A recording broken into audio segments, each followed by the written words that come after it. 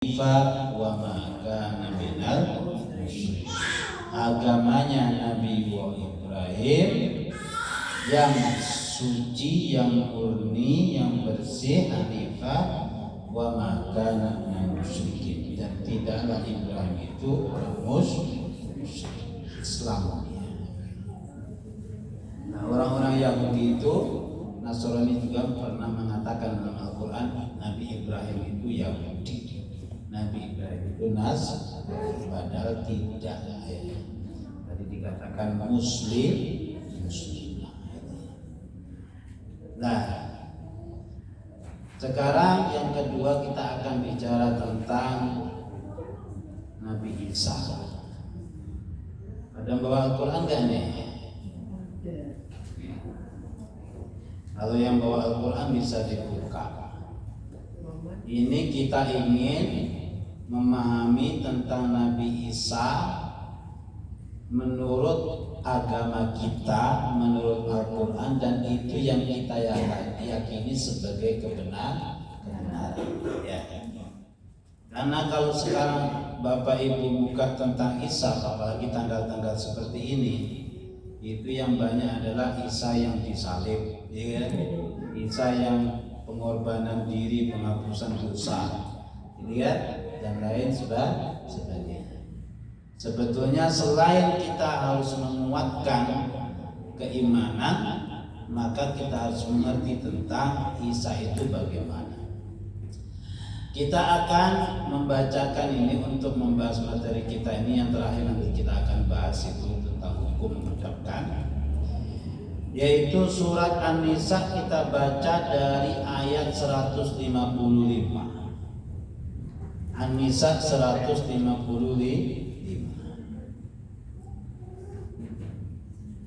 Allah Subhanahu wa ta'ala berfirman, Fabima naqdihim mitsaqahum wa kufrihim bi ayatillahi wa qatlihimul anbiya'a bighairi haqq wa qawlihim qulubuna ghulf bal taba'allahu 'alayha bi kufrihim fala yu'minuna illa qalila. Fabima naqdihim, maka kami hukum mereka karena mereka melanggar perjanjian itu. Yang dimaksud perjanjian itu orang ahli kitab. Ahli kitab itu siapa? Al-Yahud wa Nasara. Mereka itu pernah disumpah oleh Allah untuk kemudian mengikuti Nabi yang terakhir, ya. Dan bahkan kemudian di dalam kitab-kitab suci mereka itu sudah dijelaskan nanti akan ada Nabi terakhir, namanya Ahmad, namanya Muhammad, seperti dalam surat As-Saff, ya. Dia ini yang akan menjadi juru selamat di akhir zaman. Akhirnya mereka tunggu-tunggu tuh kelahiran. Di sini ada orang Jawa nggak ini? Biasanya Jawa itu namanya menunggu Ratu Adil. Ada yang istilah gitu ya? Satrio Aji, Satrio Peningit, ya. Itu kan gitu kan? Ada. Nah, orang-orang ahli kitab itu gitu dulu. Nunggu Nabi Muhammad, sifat-sifatnya dijelaskan, tanda-tandanya ini itu dan sebagainya itu dijelaskan. Bahkan Nabi Isa, Nabi Musa juga sudah menyampaikan kepada umatnya ketika itu. Ahli kitab Bani Israel, ini kan Bani Israel. Lah mereka melanggar. Kenapa melanggar bunda? Ayo sekali lagi, kenapa mereka kemudian nggak mau mengikuti? Ternyata yang mereka tunggu-tunggu itu bukan lahir dari golongan mereka. Laisa min Bani Israel, dari orang Arab. Jadi Nabi Ibrahim ini bunda punya dua anak. Yang pertama namanya Nabi Ismail dulu kan. Kan lama nggak punya anak tuh. Kemudian punya anak Ismail dari Bunda Hajar ya. Kemudian punya anak namanya Ishak. Ishak punya anak namanya Yakub, itu nama lainnya Israel. Nabi Yakub. Maka anak keturunan Nabi Yakub, Nabi Yusuf, terus sampai Nabi Isa itu Bani anak keturunannya Nabi Yakub. Sedangkan Nabi Ismail anak keturunannya nggak ada nabi itu kecuali satu, yaitu Nabi Muhammad Sallallahu Alaihi Wasallam. Keturunan Nabi Yakub banyak nabi. Nabi Zakaria, Nabi Yahya, Nabi Dawud, Nabi Sulaiman, itu semuanya Bani. Kenapa kok banyak nabi Ustaz? Saya tanya sama anak-anak ketika kajian pagi itu. Biasanya banyak nabi itu kenapa kalau diutus nabi itu? Kata anak-anak Jabin, karena orangnya bandel-bandel Ustaz. Kalau gitu zamannya banyak Ustaz gara-gara bandelnya banyak ini. Kan kalau sudah baik-baik gak perlu banyak-banyak Ustaznya ini. Enggak itu guyonan. Nah, ya. Nah mereka ini kafir, menutup apa namanya? Mereka menganggap berjanji. Kenapa tadi? Karena dengki, karena iri. Iblis itu karena dengki juga ya. Iya. Fir'aun dengki juga, Qarun dengki juga, termasuk iblis, termasuk ini. Ketika ternyata Nabi Muhammad itu dari keturunannya orang Arab dari bukan dari Bani Israel, mereka nggak suka, nggak senang. Makanya hati-hati dengan dengki ya. Kenapa? Takabur, kedengkian itu penutup pintu hidayah. Sudah jelas itu di kitab sucinya, dan mereka nunggu ternyata apa yang diharapkan nggak sesuai, maka kemudian berbalik arah gitu ya. Makanya kita ini berharap hanya kepada Allah aja. Wa kufrin bi ayatillah, mereka kafir kepada ayat-ayat Allah. Kenapa yang dimaksud kafir dengan ayat-ayat Allah ini? Mereka memutar balik penjelasan tentang Nabi Muhammad, Nabi di akhir zaman. Itu diganti. Wa qatlihimul anbiya, dan mereka membunuh para nabi. Ada Nabi Bani Israil itu yang dibunuh. Nabi siapa? Ada yang tahu enggak? Nabi Zakaria, Nabi Yahya itu dikejar-kejar oleh umatnya sampai kemudian dibunuh. Wa qawlihim qulubuna ghulf, dan mereka mengatakan hati kami telah tertutup.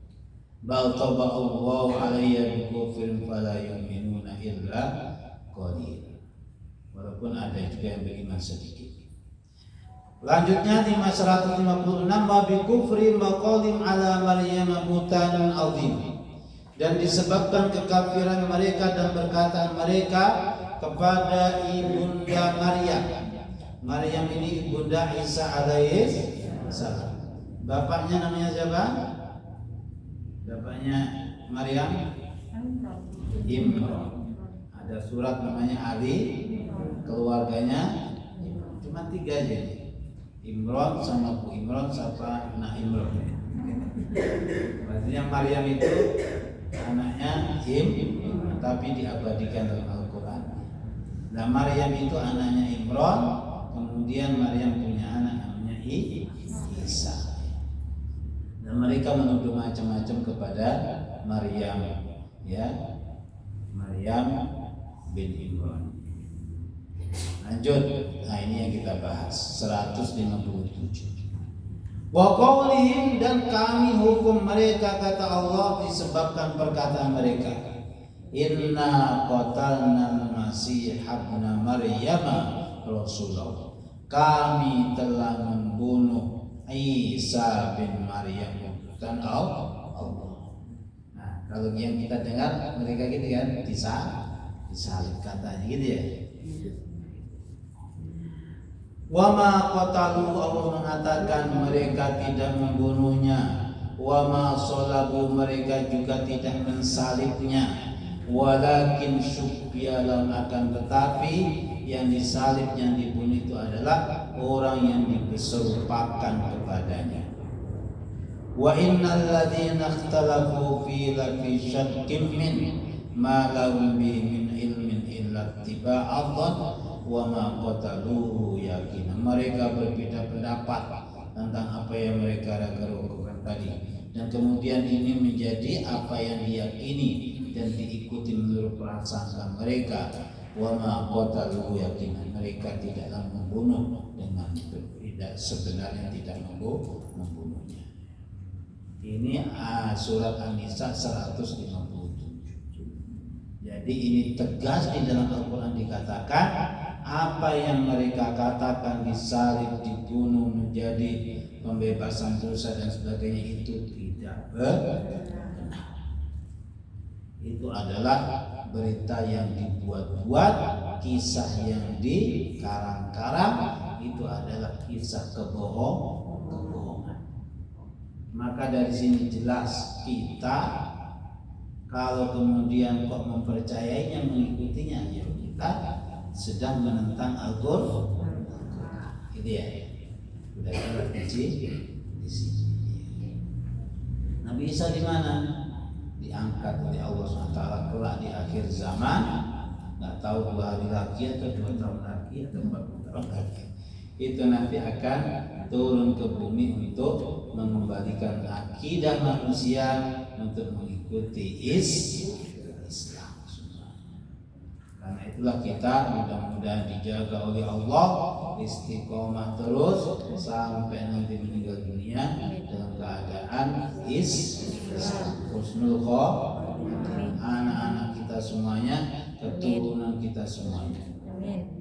Ya Rabbal alamin. Nah, ini sudah jelas ya, bahwa kalau kemudian menurut kita, menurut Al-Quran itu adalah sesuatu yang dikarang-karang, yang dibuat-buat, masa kita mau percaya? Ya kan?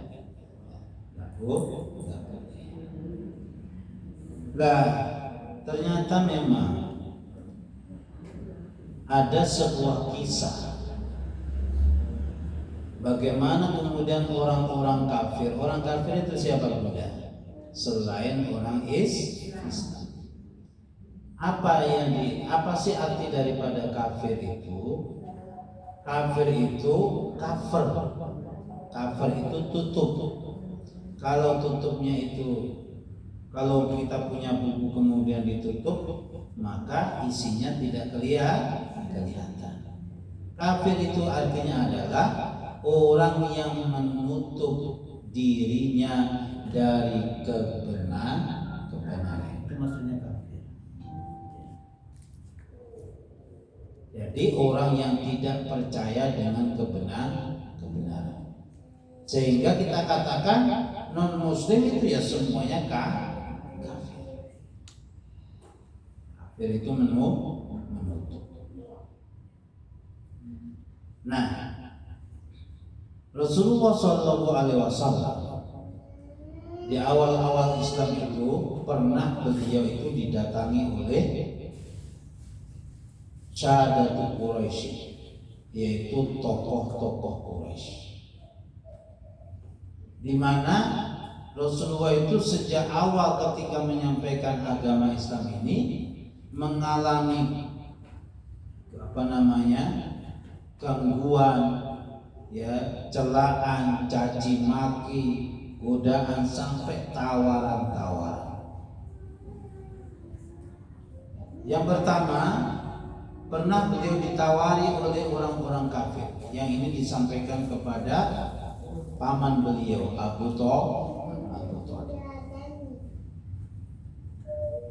Titip salam kepada keponakan, kata mereka, sampaikan kepada Muhammad kalau dia kepingin jadi raja Arab, kami akan jadikan raja.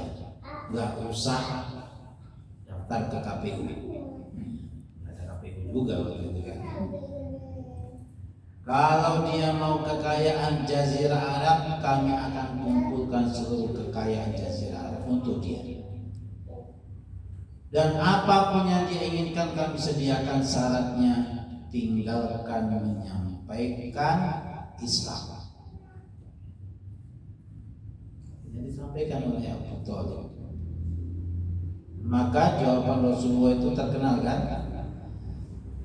Lau wada'a asy-syamsa 'alal yamini awil qamara 'alal yasar ma taraktu hadzal amr. Seandainya ya wahai pamanku, sampaikan seandainya mereka bisa meletakkan matahari di tangan kananku, rembulan di tangan kiriku, tidak akan aku tinggalkan urusan ini sampai Allah akan memenangkan atau mengalahkan. Jadi ditawari seperti itu, jawabannya gitu. Kira-kira kalau kita ditawari 500 juta itu gimana ya? Nggak mau? Sudah 1 miliar bu?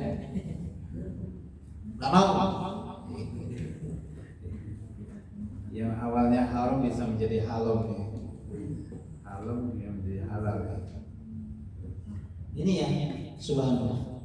Tapi orang-orang kafir Quraisy itu tidak patah arang juga. Kemudian beberapa tahun lagi mereka datang kepada Nabi langsung seperti ini kemudian. Wahai Muhammad, ini dah kalau gitu. Kalau memang kamu nggak mau, sini aja. Gimana kalau 1 tahun ke depan kamu dan pengikutmu itu menyembah Tuhan kami? Setelah itu kami semuanya akan menyembah Tuhanmu. Ya apa? Bagaimana? Ini kan sama-sama untung lah gitu ya. Ini pedagang ini ya. Maka yang jawab itu bukan Rasulullah. Malaikat Jibril langsung turun menyampaikan wahyu surat apa? Surat apa? Qul ya ayyuhal kafirun la a'budu ma ta'budun wala antum abiduna ma a'bud wala ana abidun ma abadtum wala antum abiduna ma a'bud lakum dinukum. Jangan but-but terus saja.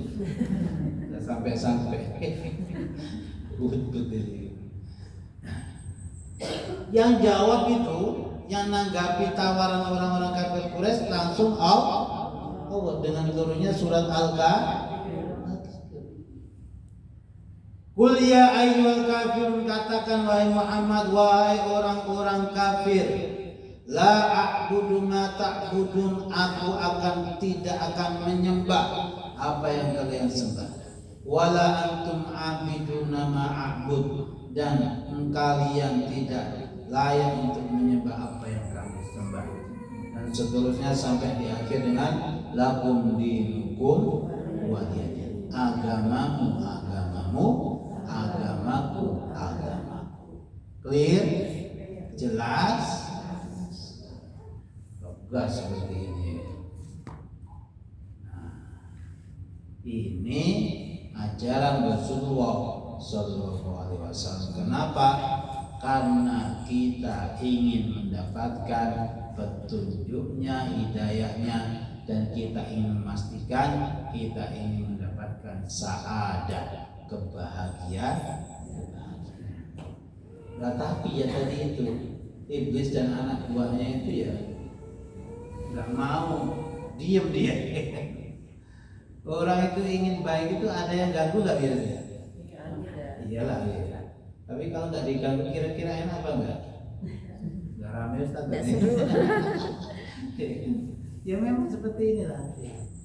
Ada aja macam-macam. Tapi ya seru juga kalau kemudian kita ini ada tantangannya.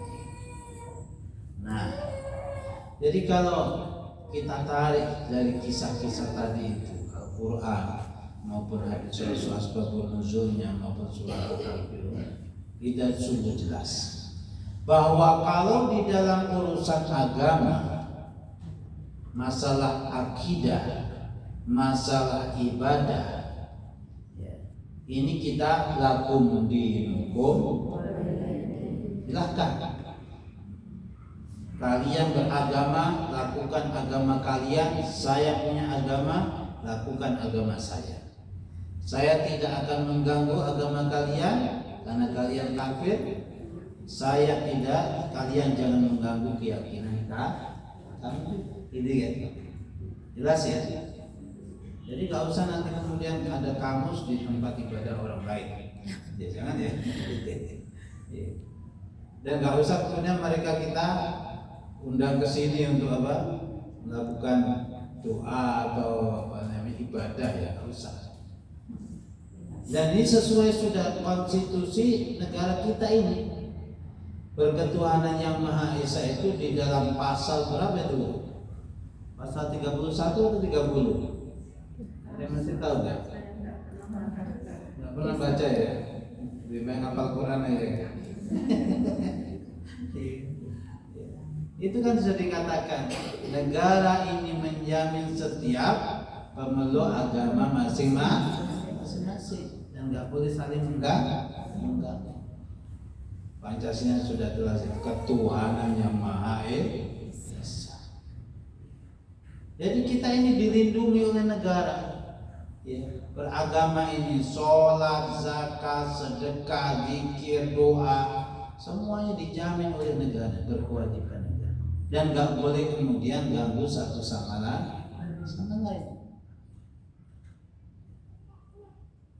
Nah, ini sudah jelas dicontohkan oleh Rasulullah Shallallahu Alaihi Wasallam dengan turunnya surat Al-Kafirun.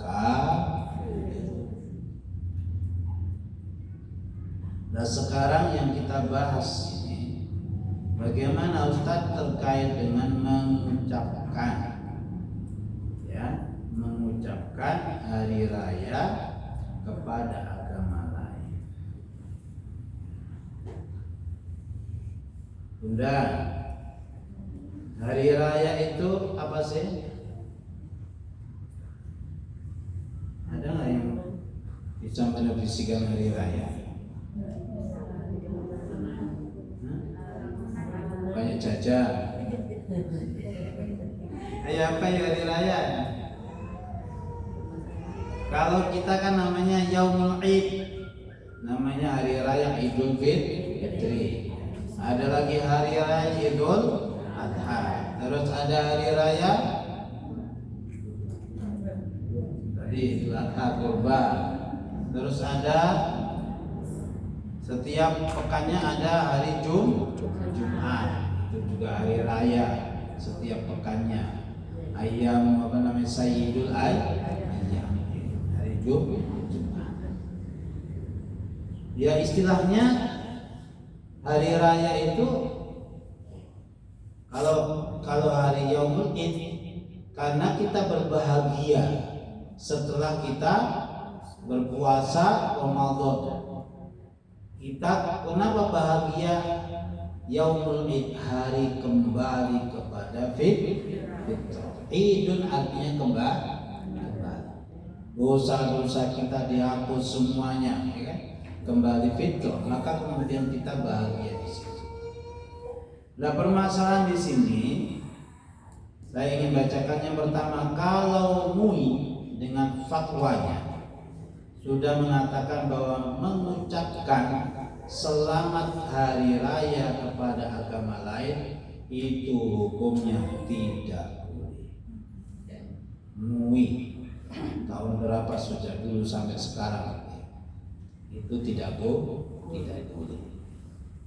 Kalau Syekh Yusuf Qaradawi itu fatwanya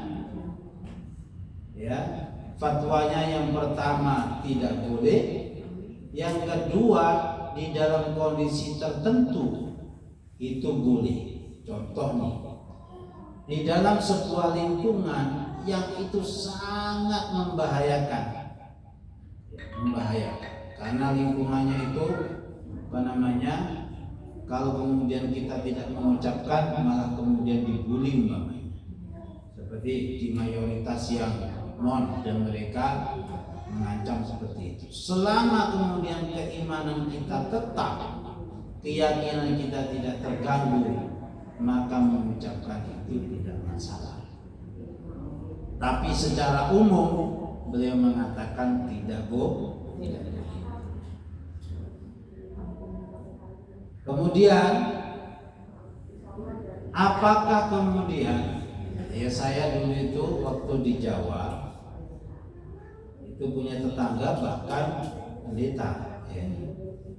Jadi waktu lebaran itu datang ke rumah bawa oleh-oleh gitu ya. Datang ke rumah menyampaikan sesuatu ya. Dan ketika kemudian mereka hari raya, untungnya ketika itu saya nggak tahu pas hari ada kegiatan gitu ya, dan dia nggak undang-undang, ya nggak masalah gitu ya, nggak tahu gitu. Maksudnya nggak kesana ke rumahnya. Makanya kadang-kadang nggak tahu itu untung ya, karena saya pengalaman di sini waktu pindah pertama kali ke sini ini, karena ngantarkan santri itu lamaran gitu ya, lamaran.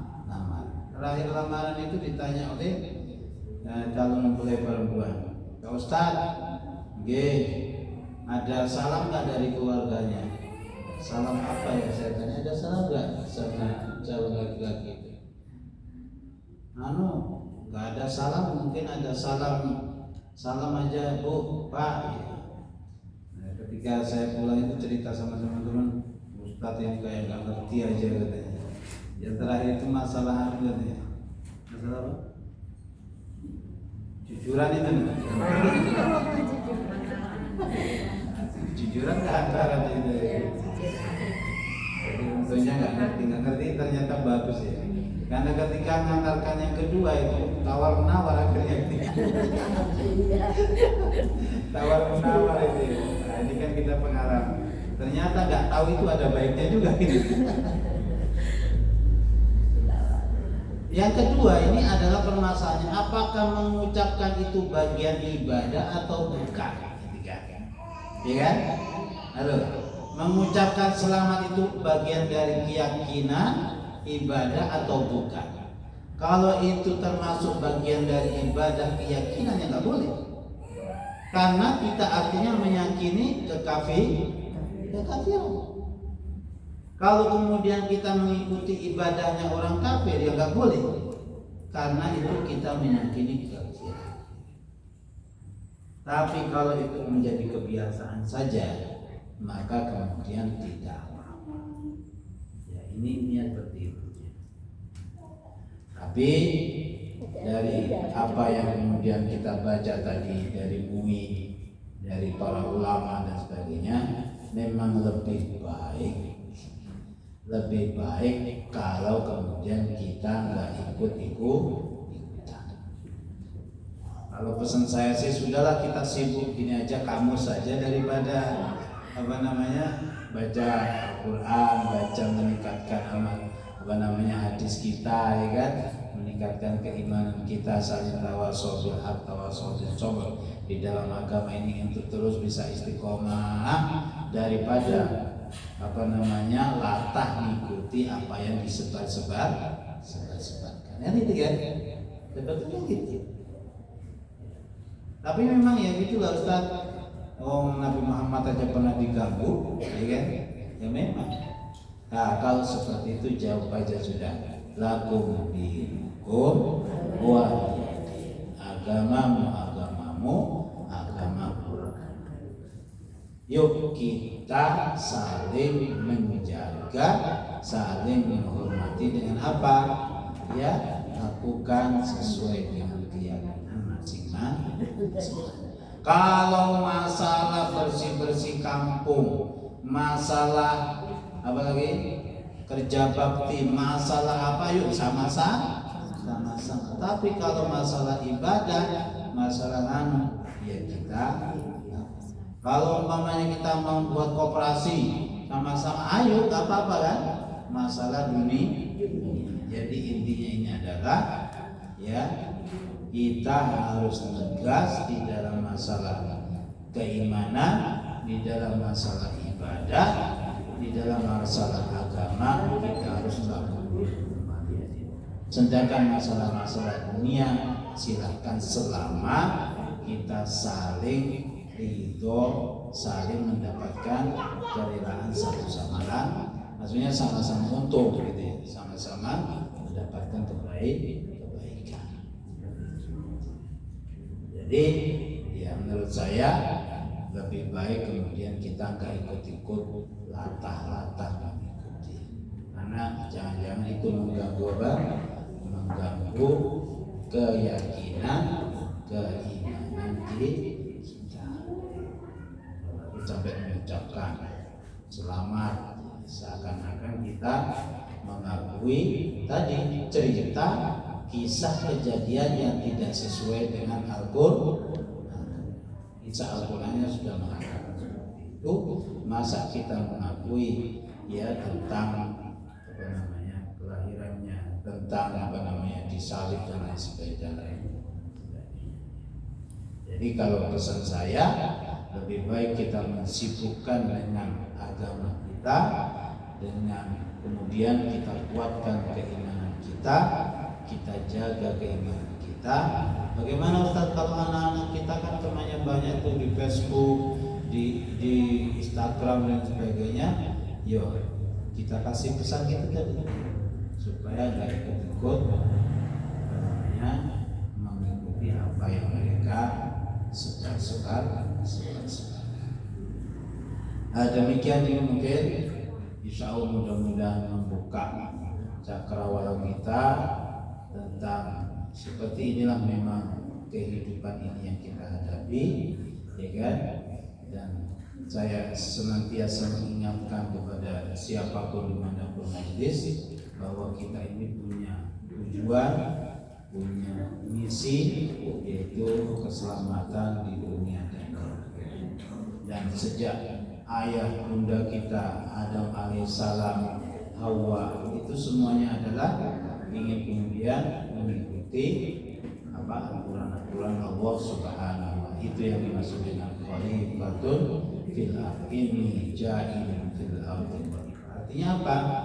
Kita ini dijadikan di bumi ini untuk menjadi wakil Allah fi tanfidi ahkami, yaitu melaksanakan aturan-aturan hukum Allah Subhanahu wa Ta'ala. Walaupun ketika itu ya ada iblisnya, gitu kan, ada setannya, ada yang berupa jin maupun yang berupa manusia. Makanya jalan yang terbaik adalah kita kuatkan keimanan, kita kuatkan keimanan kita, pemahaman kita, dan kita sibukkan dengan itu amal-amal soleh, amal-amal kebaikan. Demikian insya Allah yang dapat saya sampaikan, mudah-mudahan bermanfaat. Ihdinas siratal mustaqim. Wassalamualaikum warahmatullahi wabarakatuh. Alhamdulillah,